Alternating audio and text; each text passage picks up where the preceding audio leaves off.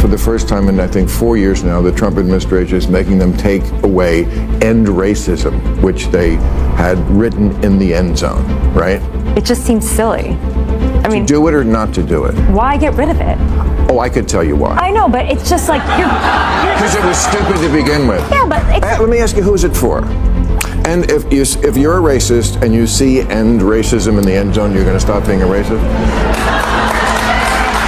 But I think it's an asshole to nag us during a football game about something that doesn't change anything or any. If I'm not a racist and I see it, it doesn't matter. And if I am a racist, it's going to make me more of a racist. Like, I think if you're right, don't be an asshole in the end zone, everybody will agree with that. It's supposed to make our lives easier. That's the whole point.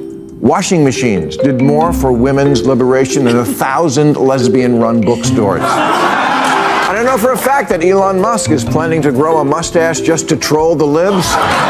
Bill Maher just went off on the Democrats like never before, exposing corruption and hidden agendas. Sitting down with Rep nerd Byron Donalds, he called out their lack of transparency, while Donalds fired back, exposing their hypocrisy live on CNN. But is there something bigger at play? Watch the video and let me know what you think. Under the previous administration, we would have inquiries.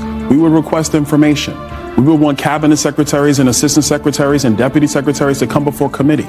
We would send letter after letter after letter and get no response. The Biden administration operated literally in the shadows. They would not tell you anything that was going on. At least Donald Trump puts it out in the litany of orders that come out that day. Here's what we're doing today. We're going into the Department of Justice. We are taking these attorneys and they are under supervisory review, or however they choose to phrase it. You knew nothing that was going on in Joe Biden's presidency. So if democracy truly dies in darkness, I would rather have an executive tell me what they're doing as opposed to hiding it from the American people. Instead of adapting, they double down, ignoring real concerns while pushing the same tired strategies. Meanwhile, Bill Maher, despite his history as a liberal critic, isn't afraid to disrupt the narrative and challenge his own side. But here's the real question. Why were so many celebrities and media elites so shaken after Trump's election? It wasn't just politics, it was about losing control of the narrative. Their campaigns relied more on outrage than solutions, and instead of uniting people, they drove them further apart. Now, as they keep using division as a weapon, it's only backfiring. There's even a trend now among liberal women of wearing blue bracelets to signal that they're Kamala voters and therefore safe to approach and talk to, because God forbid you fall into some checkout line chit-chat with, gasp, a Republican. And many young women are now also pledging never to have sex with any man who voted for Trump. Really? That's your big plan? Embargoing the pussy?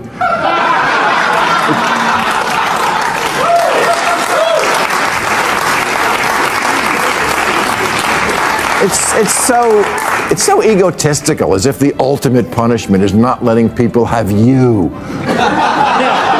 Hey, you know what? You weren't fucking Trump-type guys anyway. Well, except for Taylor. Bill Maher isn't picking sides. He's calling out the truth. He's not blindly loyal to any party, but instead challenges both, exposing the failures that led to Trump's rise.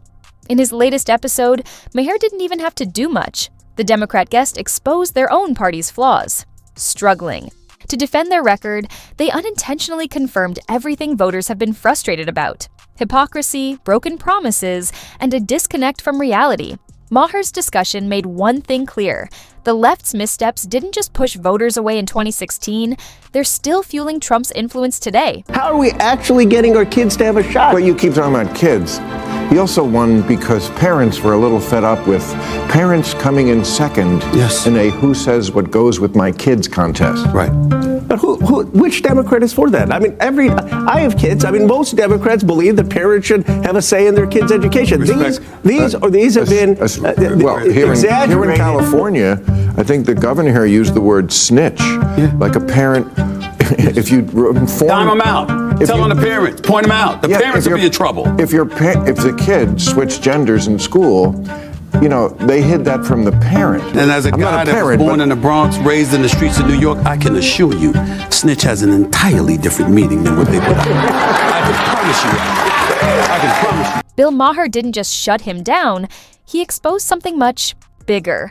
He didn't just dismantle one Democrat, he revealed a deep flaw in the party's entire strategy, a blind spot so massive that recovering from it won't be easy. But he didn't stop there. Maher went further, calling out how Gen Z is being subtly misled, shaped by biased media narratives and social pressures that discourage independent thought. He warned that young voters are being fed a one-sided perspective, making it harder for them to question the system. The most alarming part? Most don't even realize it's happening. Gen Zers say the authors of the Constitution are best described as villains. Wow. In 1776, James Monroe was 18. Alexander Hamilton was 21 and James Madison 25. Joe Biden was only 30. America's founders, they were the Gen Z of their day. And when they were your age, they started a country. What the fuck have you done? That's what sets Bill Maher apart. He doesn't sugarcoat reality or shy away from backlash. Whether you agree with him or not, you have to respect that he's willing to challenge both sides and call out hypocrisy where others stay silent. And now, he's dropping another truth bomb. This time, exposing where all the money the US government sent actually ended up through USAID. If you've ever questioned why billions in taxpayer dollars seem to vanish without accountability, this next video will open your eyes in a way the mainstream media won't. Post out and I've gone camping with John Waters.